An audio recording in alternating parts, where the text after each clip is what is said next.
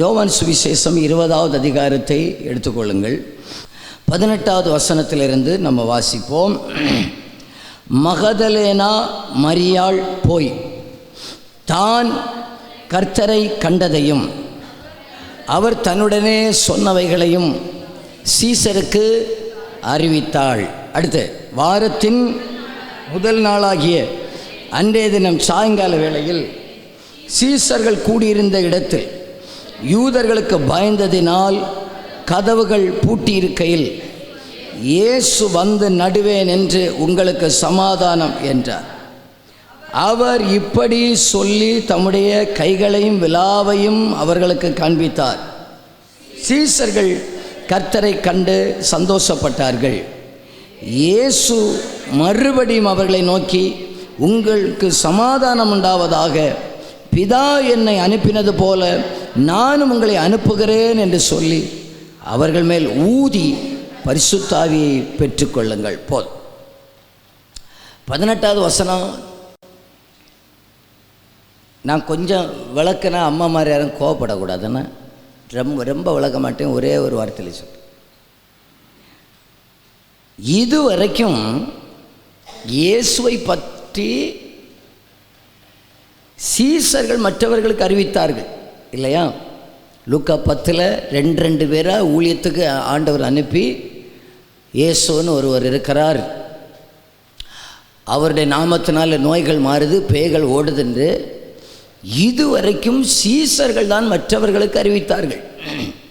இப்போ வித்தியாசமாக ஒன்று நடக்குது. உயிர்த்தெழுந்த பிறகு சீசர்களுக்கு இயேசு உயிரோடு கூட எழும்பினார் அப்படின்னு சொல்லி யார் சொன்னது? யார் சொன்னா?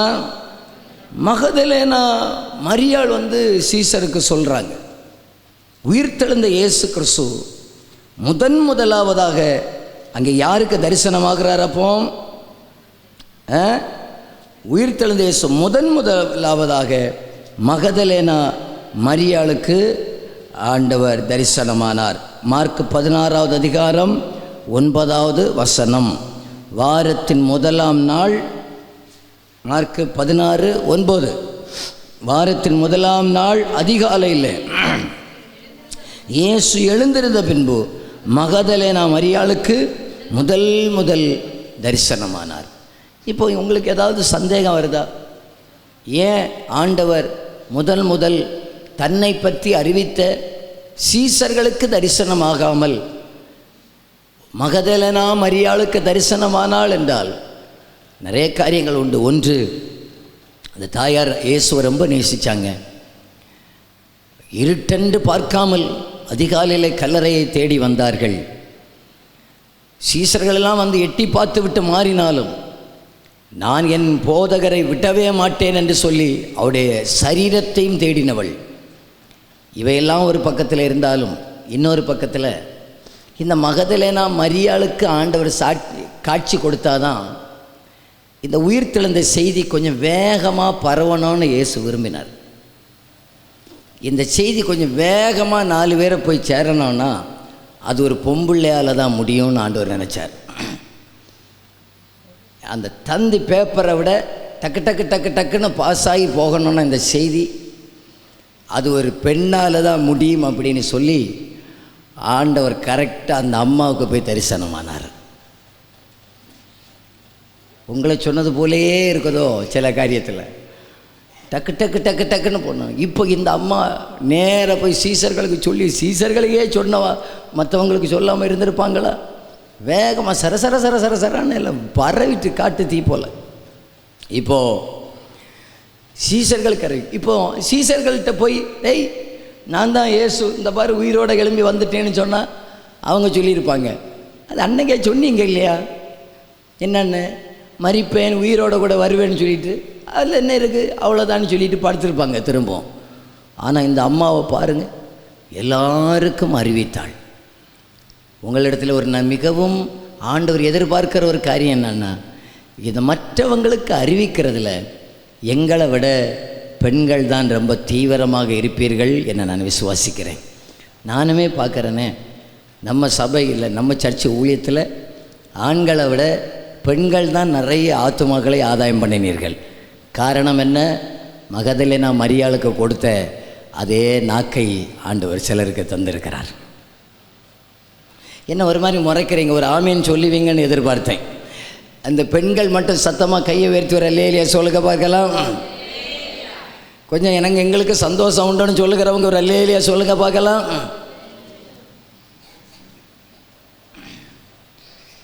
சரி, நேரம் ஆச்சியாக என்னால் விளக்கல போகிறேன். இப்போ அடுத்தபடியாக அடுத்த கதைக்கு வரேன். இது சொல்லும்போது அதோடைய மறுபக்கத்தையும் சொல்லணும் இல்லையா? இந்த இதே நாக்கினால் குடும்பங்களை கெடுத்த பெண்களும் நிறைய அநேகர் உண்டு. ஆமாம், அது இந்த நாக்குக்காக நீங்கள் அதிகமாக ஜெபிக்கணும். கர்த்தாவே, எனக்கு நீர் நல்ல நாக்கை தந்திருக்கிறீர், ஆனால் இந்த நாக்கு கர்த்தருக்காக தான் பயன்படுத்த வேண்டுமே தவிர, நான் பாசிட்டிவாக தான் பயன்படுத்த வேண்டுமே தவிர வேறு எதுக்காகவும் பயன்படுத்தக்கூடாதுன்னு நீங்கள் ஜெபிக்கணும்னா, இந்த உயிர்த்தெழுதல் நாளில் நீங்கள் நாக்கில் கையை வச்சு ஜெபம் பண்ணணும். ஆண்டவரே, என் நாவு 4 பேருக்கு இயேசு சொல்கிறதுக்கு தான் காரணமாக இருக்கணுமே தவிர 4 குழப்பத்தை உண்டாக்குறதுக்கு காரணமாக இருக்கவே கூடாது அப்படின்னு சொல்லிக்கிட்டு நீங்கள் வீட்டில் போய் நாக்கை மட்டும் தனியாக பரிசோதனை பண்ணி பாருங்கள். இந்த நாக்கு எலும்பில்லாத இந்த 1.5-2 இன்ச்சு நாக்கு எத்தனை பேருக்குள்ள குழப்பத்தை உண்டாக்கியிருக்கு, அல்லது எத்தனை பேருக்கு இயேசுவை பற்றி சொல்லியிருக்குதுன்னு. மகதலேனா மரியாள் அந்த அம்மாட்ட கேட்டா, அந்த அம்மா சொல்லுங்க, என் நாக்கு குழப்பத்தை ஏற்படுத்துகிற நாக்கல்ல, என் நாக்கு இயேசுவை அநேகருக்கு அறிவிக்கிற நாவாக கர்த்தர் மாற்றினார். இந்த உயிர்த்தெழுதல் நாளில் நீங்கள் ஒரு தீர்மானம் எடுக்கணும். ஆண்டவரே, நான் அநேகருக்கு இயேசுவை சொல்லுகிற நாவாக, இயேசுவை அறிவிக்கிற நாவாக கர்த்தர் இந்த நாவை எனக்கு நீர் மாற்றுவீராக விரும்புகிறவங்க ஒரு ஆமேன் சொல்லுங்க பார்க்கலாம். ஹல்லேலூயா, ஹல்லேலூயா, ஹல்லேலூயா. சரி, இனி அடுத்த வசனத்துக்கு நேராக வருகிறேன். 19வது வசனத்தில் இருந்து வாசிப்போம். வாரத்தின் முதல் நாளாகிய அன்றைய தினம் சாயங்கால வேளையில் சீசர்கள் கூடியிருந்த இடத்திலே யூதர்களுக்கு பயந்ததினால் கதவுகள் பூட்டப்பட்டிருக்கையில் இயேசு வந்து நடுவே நின்று உங்களுக்கு சமாதானம் என்றார். என்ன கவனிங்க, இந்த இப்போ சீசர்களுக்குள்ளே பயங்கரமான ஒரு பயம். ஏன் பயம்னு சொன்னால், 3.5 வருஷமாக நாங்கள் இயேசுவையே பின்தொடர்ந்து வந்து கொண்டிருக்கிறோம். இப்போ அந்த இயேசுவை பிடித்து சிலுவையில் அடித்தாகிவிட்டது. இனி அடுத்தபடியாக பிடிக்கப்பட வேண்டியது நானாகும். இனி எங்களை தான் பிடிச்சி சிலுவையில் அடிப்பாங்க. அவன் கூட ஒரு பேட்சே நடந்துச்சு, அவனை பிடிங்கன்னு சொல்லி எங்களை பிடிப்பதற்கு அவர்கள் வகை தேடலாம் என்கிறதுனால அவங்க எங்கே தெரியுமா இருந்தாங்க? பூட்டப்பட்ட ஒரு வீட்டுக்குள்ளாக மறைந்து இப்பொழுது 11 சீசர்கள் உட்கார்ந்து கொண்டிருக்கிறார்கள். ஒரு பக்கத்தில் இன்னொரு பயம் என்னவென்றால், நம்மோடு கூட இதே போல இருந்த இன்னொருவன் யூதாஸ், அவன் நான்று கொண்டு செத்து போயிட்டான். அவனுடைய காரியம் அப்படியே முடிஞ்சுது.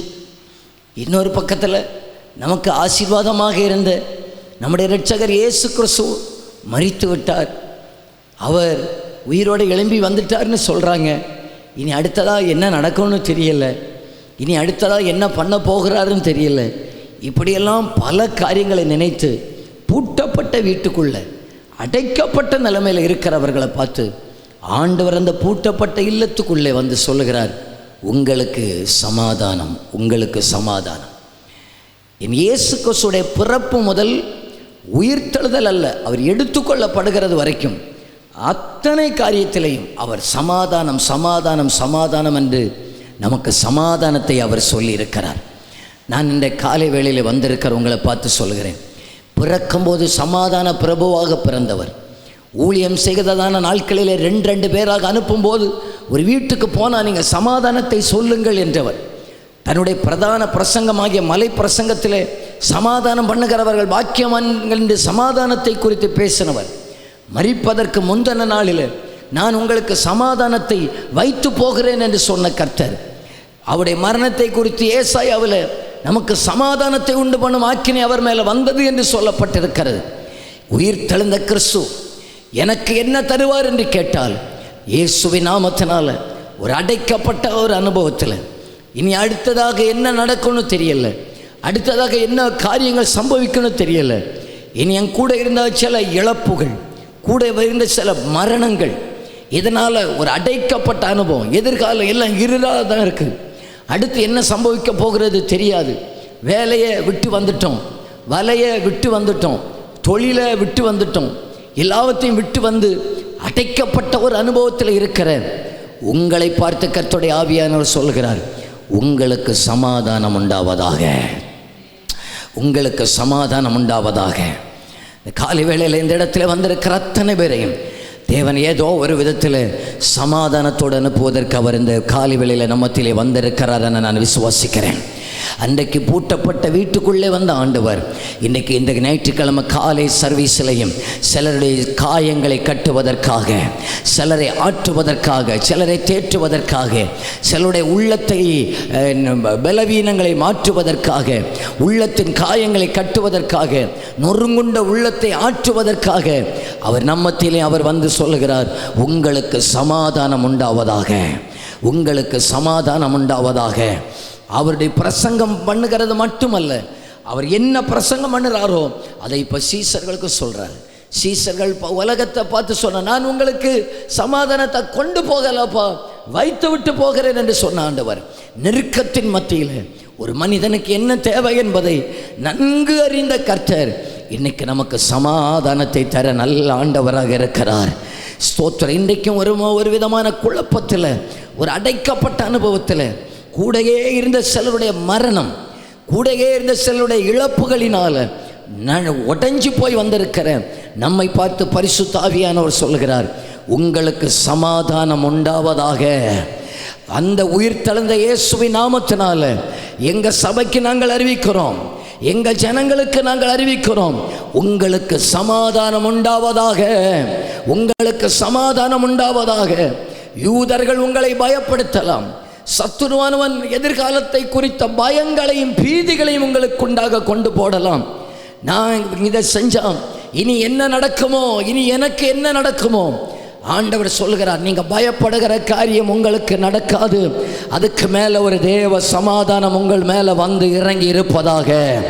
நீ யூதர்கள் உங்களை பயப்படுத்தலாம், மிரட்டலாம், உங்களை எதிராக பேசலாம். கர்த்தர் சொல்கிறார், அந்த பயப்படுகிற சம்பவம், பயப்படுத்துகிற காரியம் நடக்காது. அதற்கு மேலான தேவ சமாதானம் உங்களை நிரப்பும் என கர்த்தர் சொல்லுகிறார், உங்களை ஆளுகை செய்யும் என கர்த்தர் சொல்லுகிறார். யூதர்கள் என்கிற வியாதி உங்களை பயப்படுத்தலாம், போராட்டங்கள் என்கிற சத்துரு உங்களை பயப்படுத்தலாம். அந்த பயத்தின் மத்தியிலையும் சமாதானத்தை தருகிற அந்த நல்ல கர்த்தருக்கு இடத்துல எல்லாரும் இந்த வலது கரத்தை உயர்த்துங்க பார்க்கலாம். ஆண்டவரே, நாங்கள் தான் இப்போ ஒரு அடைக்கப்பட்ட அனுபவத்தில் இருக்கிறோம். ஒரு பூட்டப்பட்ட வீட்டுக்குள்ளே இருக்கிறது போல சொல்லுங்கள், ஒரு பூட்டப்பட்ட வீட்டுக்குள்ளே இருக்கிறது போல இழப்புகளை பார்த்து அடுத்ததாக என்ன செய்யணும்னு தீர்மானம் எடுக்க முடியாமல், அடுத்ததாக என்ன பேசணும், அடுத்ததாக யாரை பார்க்கணும்னு தெரியலை. ஒரு பக்கத்தில் பயப்படுத்துகிற காரியங்கள், ஒரு பக்கத்தில் எங்களை வேதனைப்படுத்துகிற காரியங்கள், ஒரு பக்கத்தில் எங்களை நொறுக்குகிற காரியங்கள். இதன் மத்தியில் என்னையும் சமாதானமாக அனுப்பிடுங்கப்பான்னு சொல்லுங்க. என்னையும் நீங்கள் சமாதானமாக அனுப்பிடுங்கப்பா. ஒரு வார்த்தை ஜெபம் பண்ணுங்க. என் தாயே, என் ஐயா, அம்மா, என் சகோதரர்களே, ஒரே ஒரு வார்த்தை, ஒரே ஒரு வார்த்தை, ஒரே ஒரு வார்த்தை, என் சப்பா என்னை சமாதானமாக அனுப்பிடுங்கப்பா சொல்லுங்க.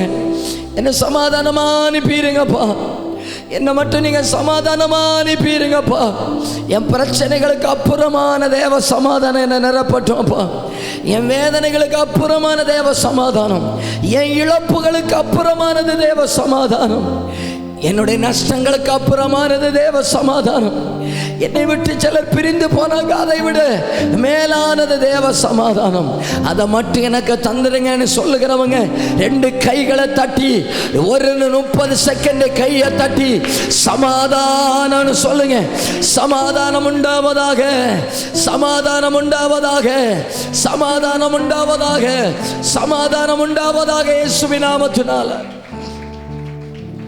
சமாதானம் உண்டாவதாக. வெளியே தலையே காட்ட முடியல, அவ்வளவு நெருக்கத்தில் இருக்கிறோம், வெளியே வர முடியல, மறைந்து மறைந்து வாழுகிற ஒரு வாழ்க்கையை வாழ்ந்து கொண்டிருக்கிறோம். எங்களுக்கு வெளியே வரவே முடியல, அவ்வளவு பிரச்சனை. நாங்கள் கொஞ்சம் பேராக இருக்கிறோம், எங்களை எதிர்க்கிறவர்கள் அநேகம் பேராக இருக்கிறார்கள். நாங்கள் இப்போ வெறும் 11 பேர் தான். எங்களுக்கு பக்கபலமாக முதுகெலும்பாக இருந்த கிறிஸ்துவையே சிலுவையில் அடித்து விட்டார்கள்.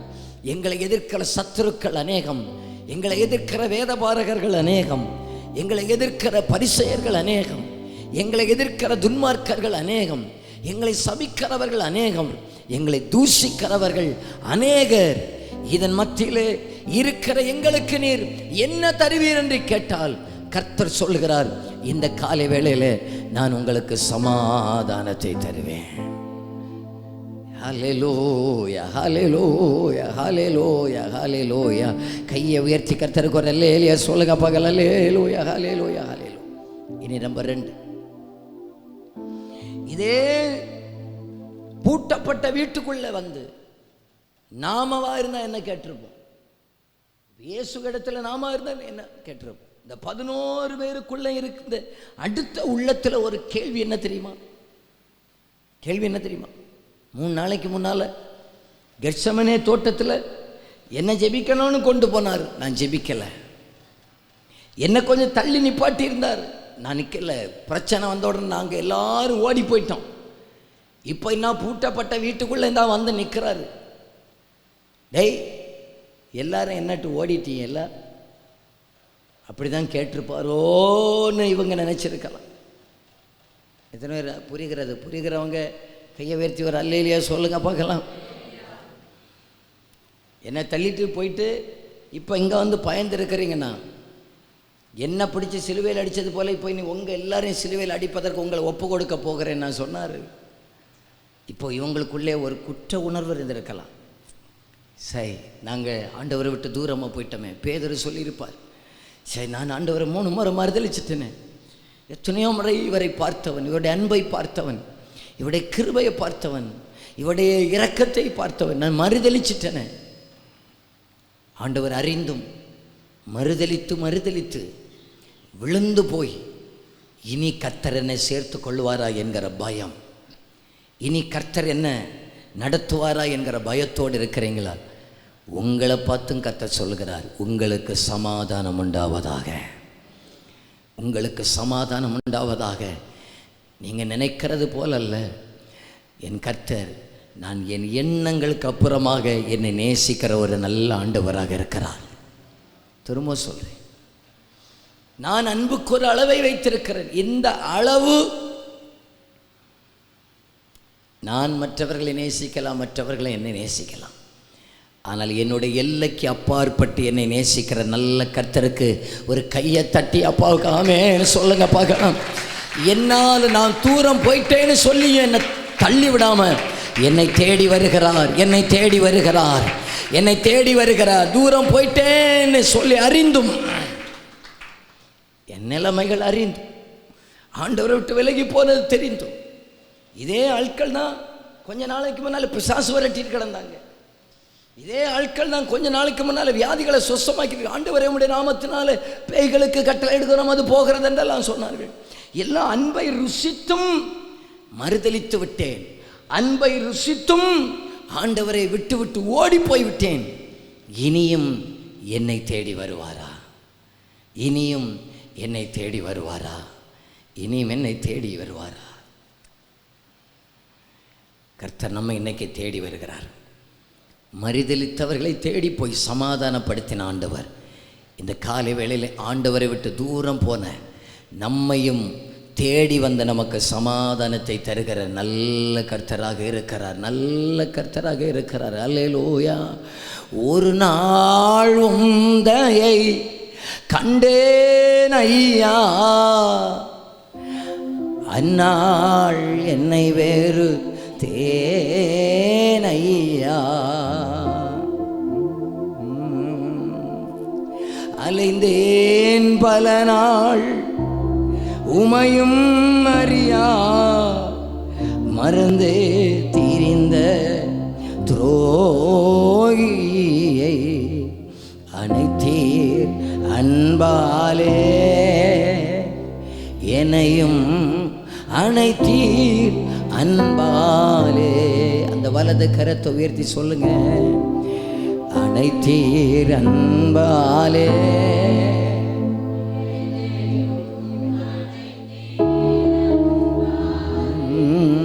அன்பே அன்பே அன்பே ஆருயிர் உறவே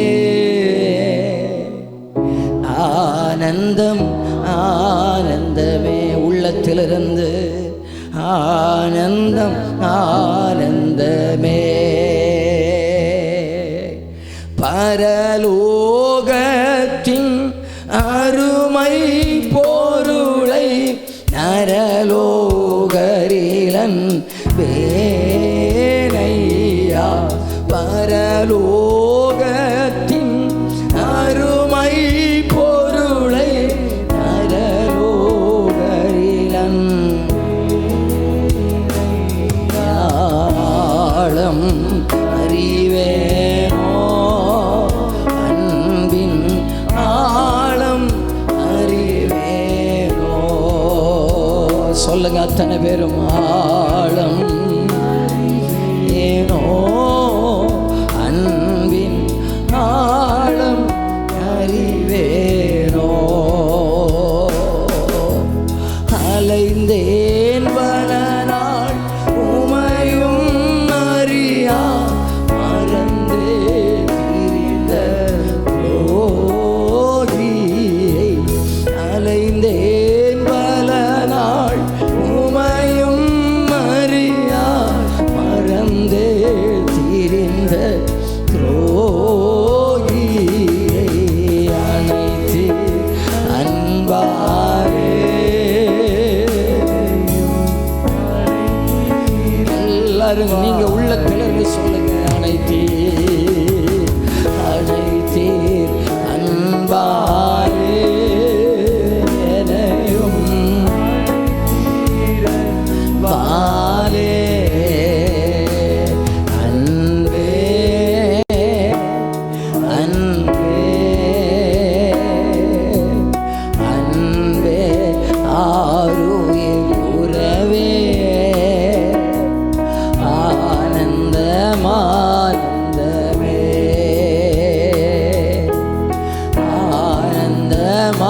ஆனந்தமானந்தமே.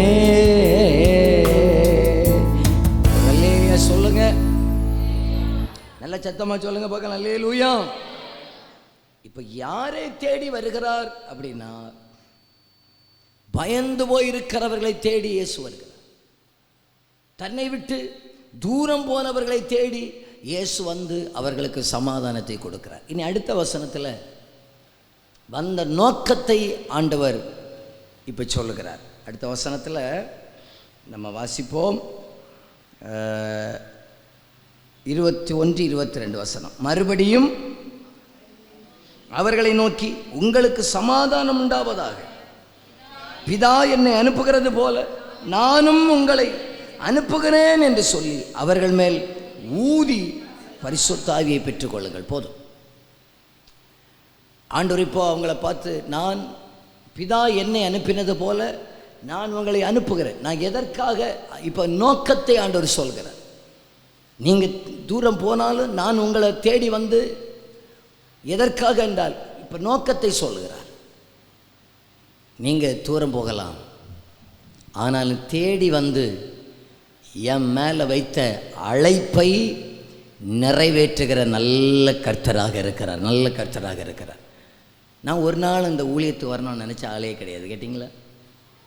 ஒரு நாள் நினச்சதே கிடையாது ஊழியத்துக்கு வந்து வரணும். நம்ம நான் தெரியுமே, பாஸ்டருக்கு பிள்ளை ஒன்றும் கிடையாது, பாஸ்டருடைய வம்சத்தில் வந்த ஆட்களும் கிடையாது. ஆனால் என் கர்த்தருடைய கிருபை எத்தனை முறை தெரியுமா நான் தூரம் போகணும்னு நினச்சேன். நான் நல்ல பிஸ்னஸ் பண்ணணும். எங்கள் அப்பா சம்பாதிச்சதை விட நல்லா சம்பாதிக்கணும் தான் நினச்சிட்டேன். நான் கல்லூரி படிக்கும்போது என் கல்லூரியில் என்னுடைய ஒரு ஹெச்ஓடி ஒருவர், அவர் என்ன நல்லா என்கரேஜ் பண்ணினார். அவர் சொன்னார், பென்னி நீ நல்ல பிஸ்னஸ் பண்ணு, என் ஃப்ரெண்டு ஒருத்தர் சைனாவில் இருக்கிறார், நான் அவரே உனக்கு காண்டாக்ட் பண்ணுகிறேன், சைனாவில் இருந்த பொருட்களெல்லாம் இம்போர்ட் பண்ணுறேன். எனக்கு பயங்கர உற்சாகம் ஆகிட்டு பிறகு பார்த்தா நான் காலேஜை முடிச்சுட்டு வந்த 2வது மாதத்தில் அவரும் இறந்து போயிட்டார். நான் காலேஜ் முடிச்சு நேராக பைபிள் காலேஜுக்கு வர்றேன். அவர் போய் அடுத்ததாக ஒரு நாள் பார்க்கணும்னு நினச்சிருந்தேன். அதுக்கு முன்னால் அவர் இறந்து போயிட்டார். நான் ஊழியத்து வரணும்னு நினைக்கவே இல்லை. நான் அப்படியே தூரமாக போய் சாகணும்னு நினச்சா என்றைக்கே செத்துருக்கணுங்க. 6 விபத்தில் நான் சாகாதவனாக்கும். 6 விபத்தில்.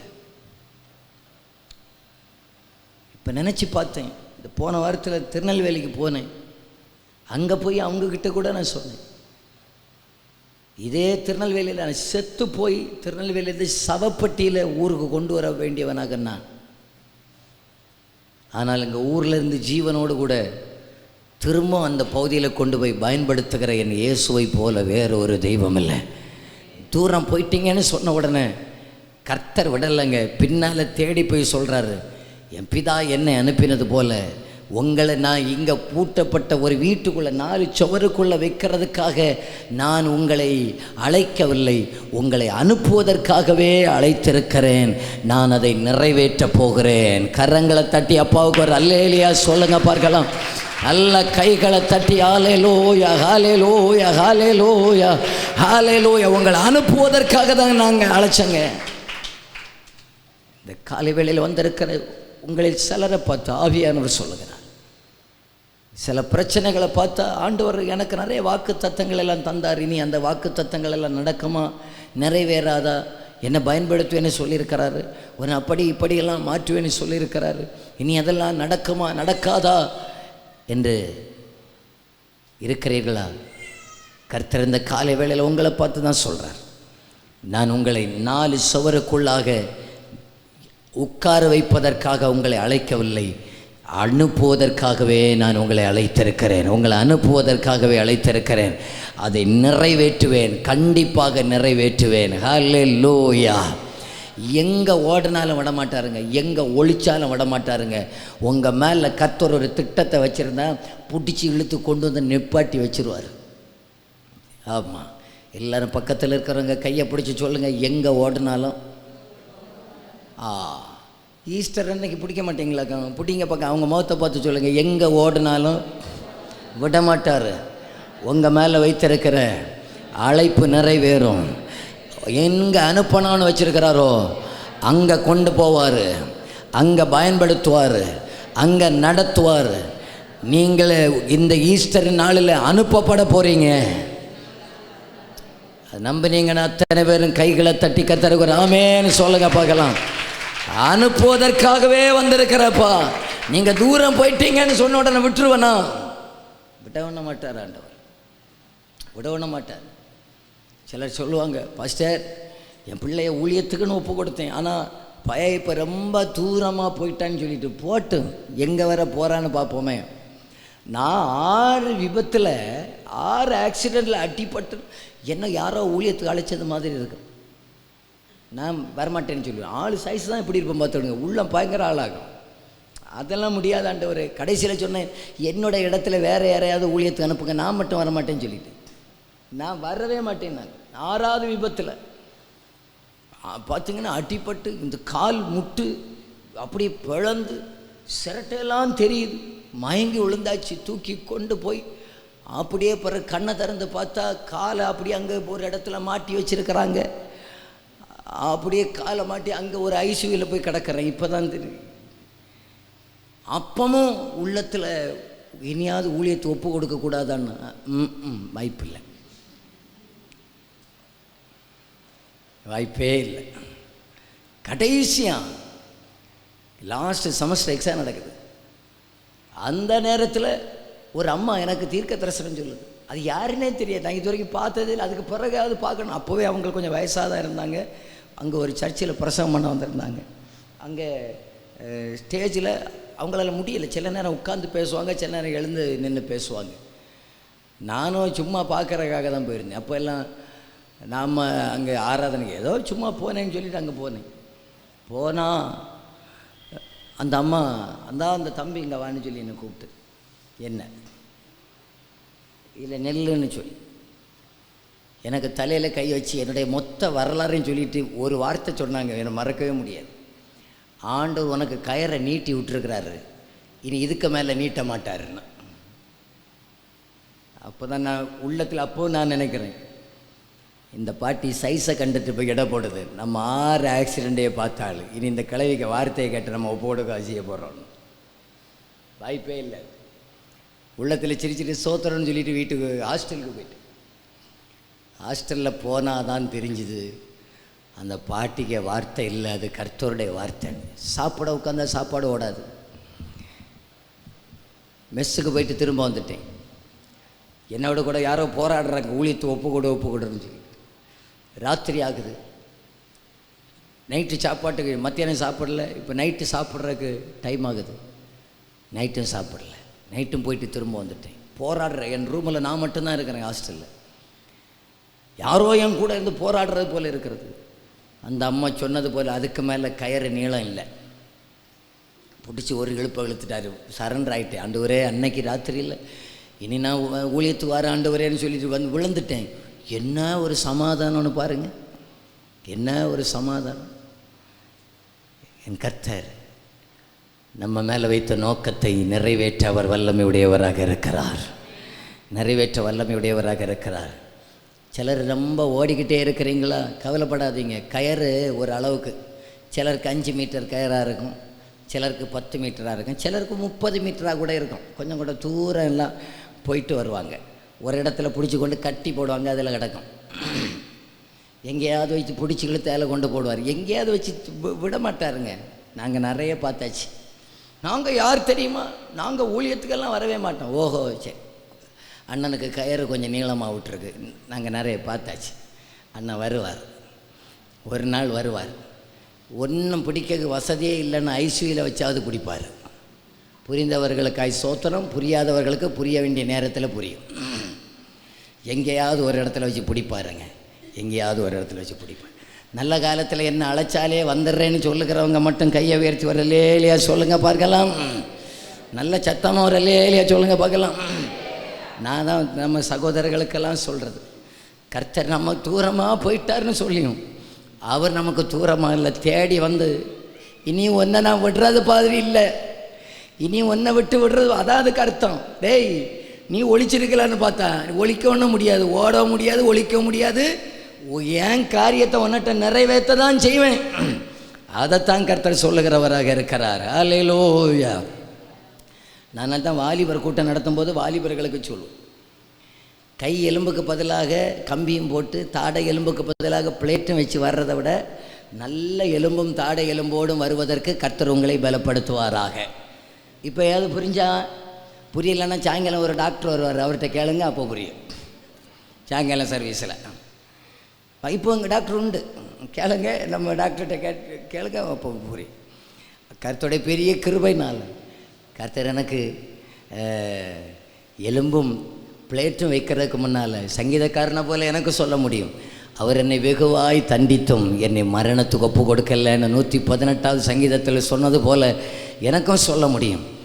இன்றைக்கி ஆண்டவர் உயிர் தெழுந்த கர்த்தர் நம்மை தேடி வந்திருக்கிறார். நம்மில் கர்த்தருடைய நோக்கத்தை நிறைவேற்ற எல்லாரும் எழுந்து நிற்கலாமா? எஜமானனே, எஜமானனே,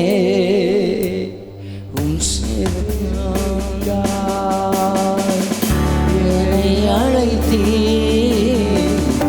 எஜமானனே, எஜமானனே,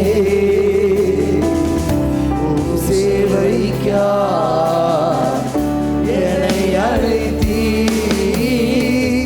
அழியும் என் கைகளை கொண்டு அழியாவும் ராஜ்யம் கட்ட வைத்தியமான என்னை தேர்ந்தெடுத்தீ,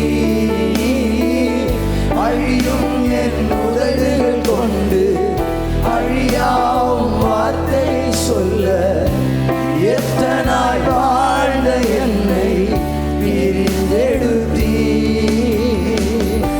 ஆராதிப்பே அதை எண்ணியே வாழ்நாளெல்லாம் உம்மை மட்டுமே ஆராதிப்பே, ஆராதிப்பே அதை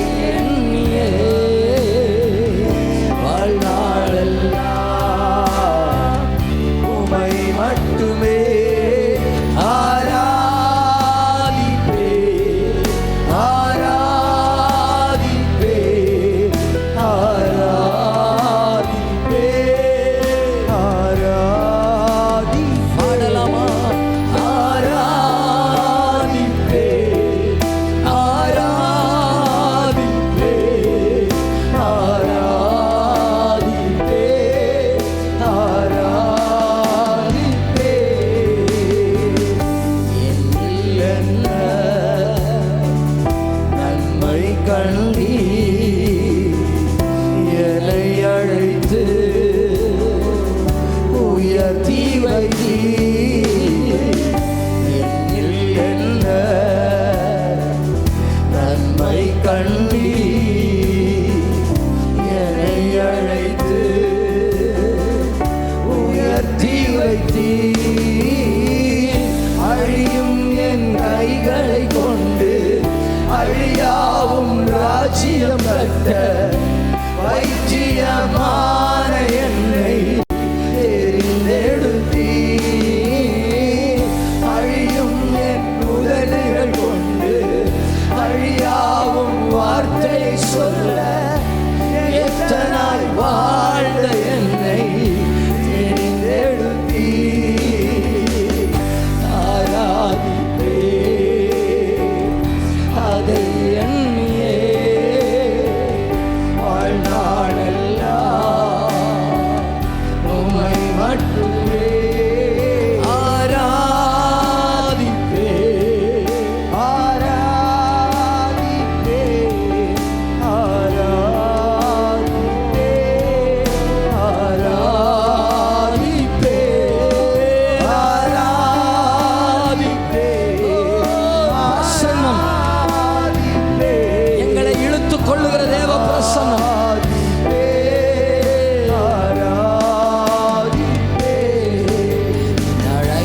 அழைத்தவரே அழைத்தவரே என் ஊழியத்தின் ஆதார் எல்லாரும் சத்தம் உயர்த்தி அழைத்தவரே இந்த காலை வேளையில அழைப்பை விட்டு தூரம் போன சிலரை தேடி வந்து சிலரை பலப்படுத்தி அழைத்தவரே தேடி வந்து உங்களை அனுப்ப போகிறேன் உங்களை அனுப்ப போறேன் உங்களை அனுப்ப போறேன் உங்களை பயன்படுத்த போறேன் உங்களை பயன்படுத்த போறேன் நம்ம மேல பரிசுத்த ஆவியை வைக்கிறார் உங்களை பயன்படுத்த போகிறேன் நீங்க இனி தூரம் போக முடியாது நீங்க என்னை விட்டு தூரம் போனாலும் நான் உங்களுக்கு தூரமா இல்ல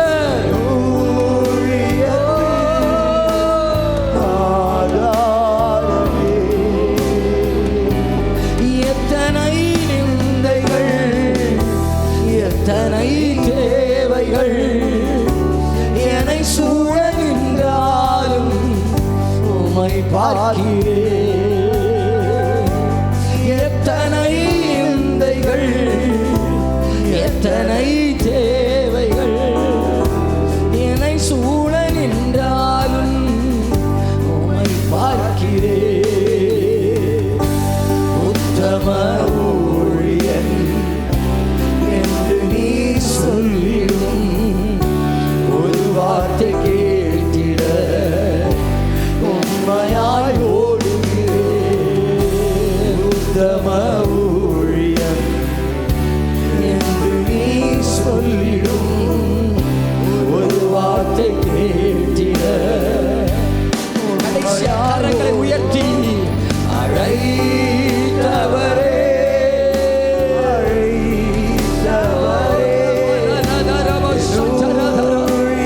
தேவ பிரசன்னம் எங்களை அனுப்புகிற தேவ பிரசன்னம் எங்களை பயன்படுத்துகிற தேவ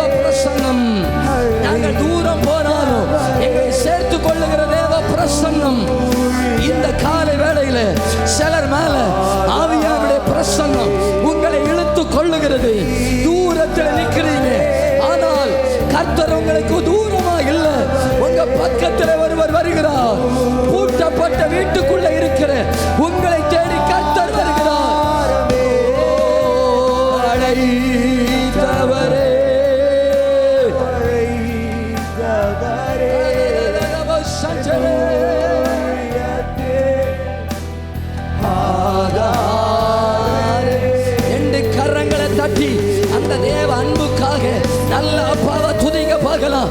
சிலரை இழுத்து கொள்ளுகிறார், அன்பின் கயிறுகளால் இழுத்து கொள்ளுகிற தேவ பிரசன்னம், இழுத்து கொள்ளுகிற தேவ பிரசன்னம், இழுத்து கொள்ளுகிற தேவ பிரசன்னம்.